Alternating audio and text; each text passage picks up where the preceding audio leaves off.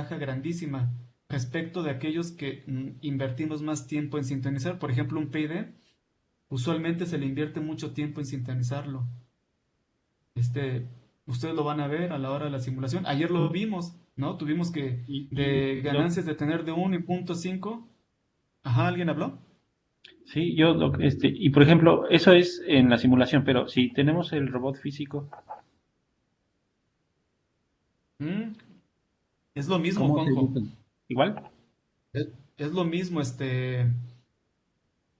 igual le das un set point o igual le das una trayectoria.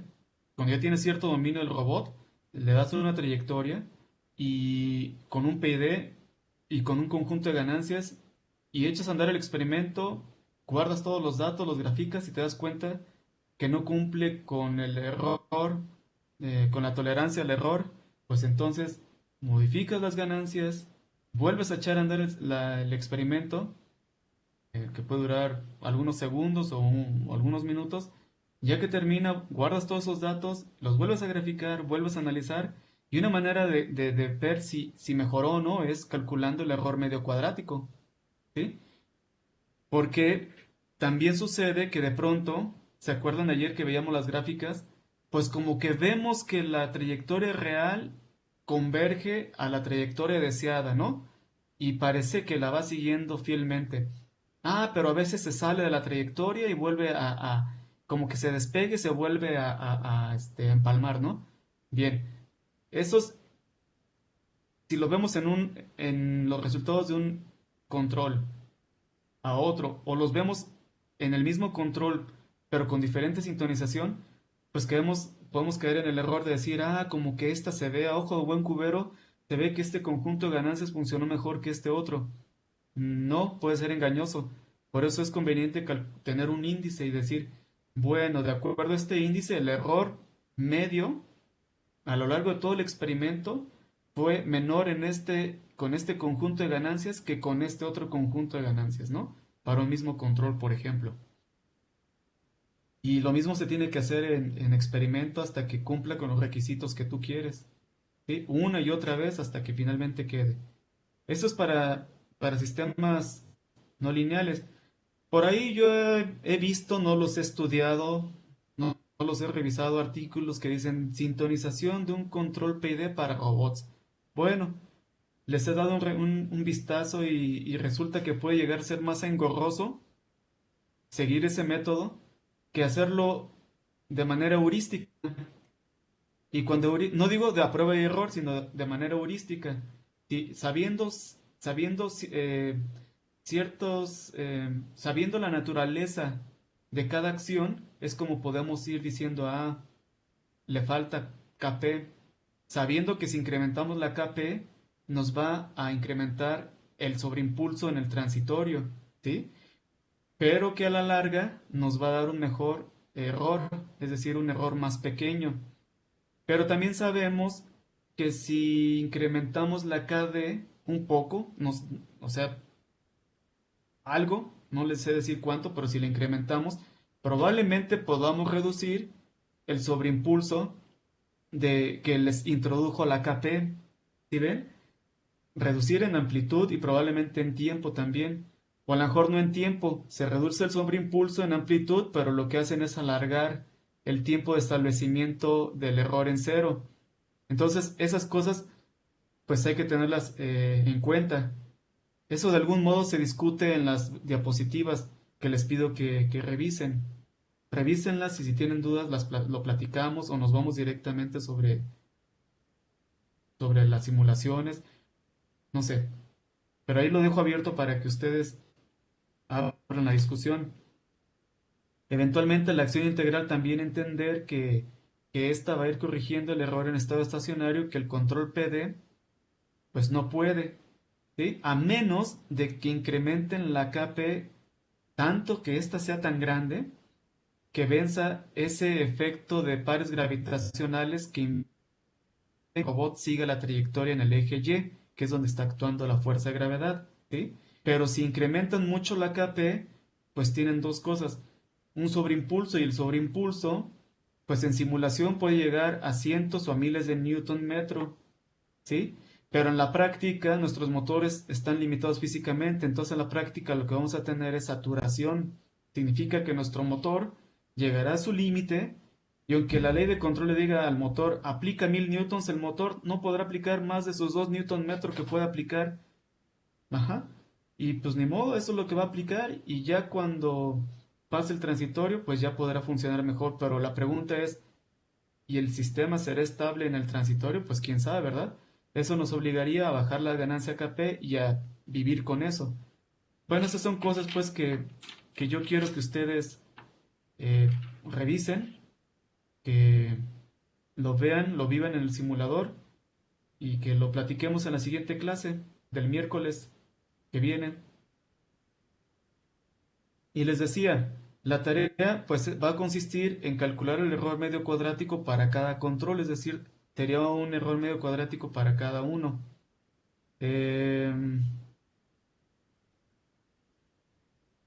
Ajá, sobre todo en el cartesiano. Bueno, ahí yo les doy las especificaciones. Y el segundo criterio o índice para saber si este sistema, para saber cómo se comportó en términos de energía, sería calcular el valor eficaz o el famoso RMS de la señal de control. ¿Sí? ¿Todos están familiarizados con el valor RMS? No, doctor, yo la verdad no. Yo- Pero, ¿En un robot o en general? pero ahí el error, a ver, el RMS sería del error, ¿no? No, ¿No? Ah, entonces no. no.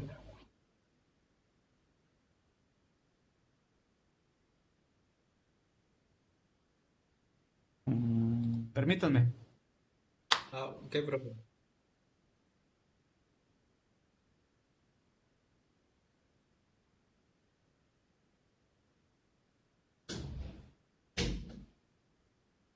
Listo. Sí, Juanjo, no. Entiéndase que la ley de control, bueno, la señal de control que es tau, es un torque, ¿ok? En simulación va a ir directamente a su módulo dinámico y este torque va a excitar toda la dinámica que ya vimos, ¿verdad? Las articulaciones las va a mover, va a generar una aceleración, la vamos a integrar, vamos a tener velocidad, la vamos a volver a integrar y vamos a tener posición y así ya tenemos. Eso es en simulación. Y no estamos haciendo ninguna transformación a voltaje. ¿Por qué? Porque no metimos el modelo del motor. Y se acuerdan, pudimos haberlo metido, el modelo de cada motor, de cada articulación, pero no lo hicimos. Entonces, así va. Pero en la vida práctica sí tenemos motores. Y supongamos que tenemos motores de CD, ¿va? Que son los más sencillos cuyo modelo es bastante sencillo, está inclusive en el libro de Ogata. Y ese modelo está dividido en dos partes, una eléctrica y una mecánica. Entonces la eléctrica dice, tú aplicas aquí un voltaje en estas terminales, en esas dos terminales, y se genera una corriente de armadura y se genera todo lo que ya conocemos. Y esta corriente excita a un rotor y ese rotor empieza a girar, ¿va? Y genera movimiento mecánico. Entonces ahí es donde se conecta con la parte mecánica del motor. ¿Ok? Entonces, dicho de otra manera, aplicamos voltaje en la práctica y tenemos un torque en la flecha del motor, ¿sí? Bien. Eh, no tenemos nosotros que hacer todas esas conversiones en nuestro simulador, pero sí podemos suponer que hay un equivalente de ese torque, hay un equivalente en voltaje, y que ese equivalente en voltaje, pues tendrá un equivalente en corriente, ¿ok? Entonces, nosotros podemos calcular el valor RMS de ese torque, ajá, porque finalmente es lo que se aplica en las, obviamente convertido, ¿no? Con su debida transformación o conversión, convertido a voltaje.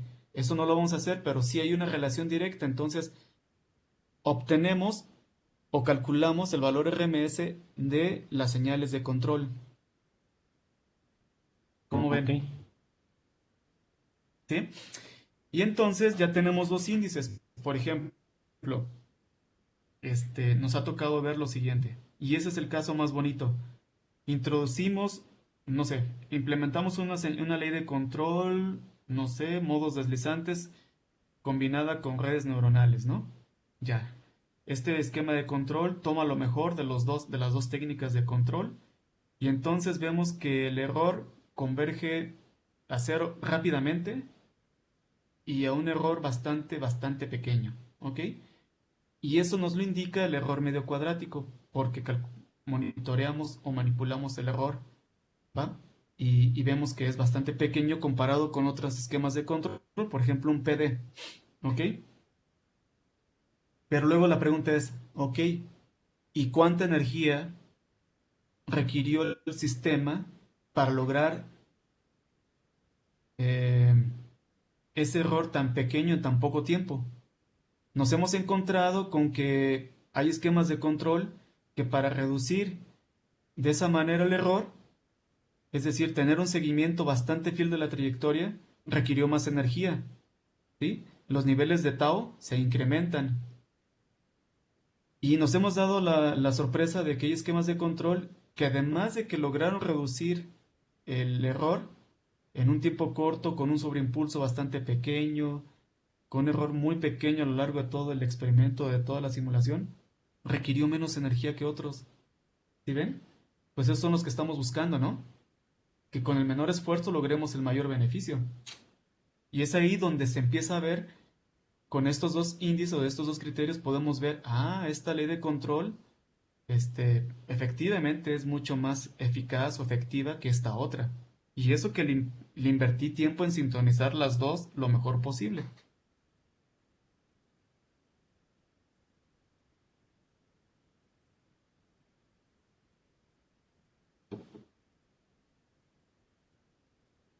¿Ok? Sí, profe, sí se entiende. Muy bien. Entonces, le hacemos así. Por favor, revisen su simulador, terminen sus tareas, revisen la presentación y nos vemos el siguiente miércoles. ¿Ok? ¿Está viendo? Sí. ¿Cuándo nos Sí, enviaría la está tarea? Sí, bien. profe.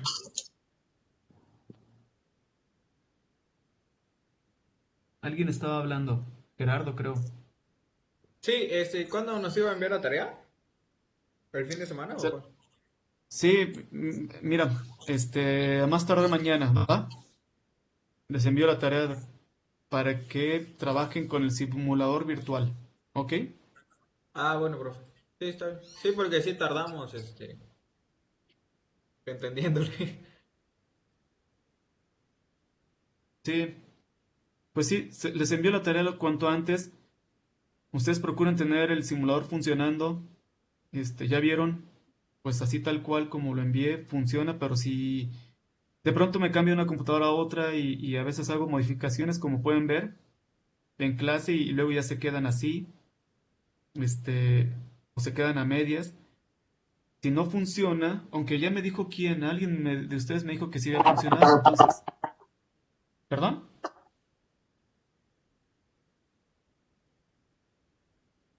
Bueno, yo espero que todo les funcione. Y si no a todos, pues al menos a uno del equipo, de cada equipo, para que puedan hacer la tarea. Sí, si no, ya nos apoyamos aquí. Sí, muy bien. Avísenme con tiempo si algo no está bien. Igual y les reenvío con el que estuvimos trabajando ayer, que pues ya vi que sí funciona, y tal cual se los envío. Ok, inclusive pues ya estaba ahí programado el PID. Finalmente no tengo problema en eso, en compartirles eso. Eh, ya lo único que cambiaría, ya les dije, es la trayectoria y que les pediría que calculen dos índices más y que en función de ello ustedes concluyan, ¿va? Y que también, pues, verifiquen las conclusiones que están en la presentación, lo verifiquen con sus resultados de simulación y, y si creen que no es cierto o que no está bien, pues entonces ya lo discutimos, ¿cómo ven? El miércoles a las 10:30. Está bien, profe. Vamos Sí, a nos parece intentarlo bien. primero. Sí, sí, inténtenlo. Y bueno, la tarea se entregaría el viernes. ¿Qué sería? ¿Viernes qué? 6, no, 30 de octubre. ¿Va? ¿Está bien, Doc? Bueno, Sí, sale pues jóvenes, pues a darle. Bueno, profe, hasta luego. Hasta luego. hasta Hasta luego, luego. profe. Sí, que estén bien. Igual, Doc.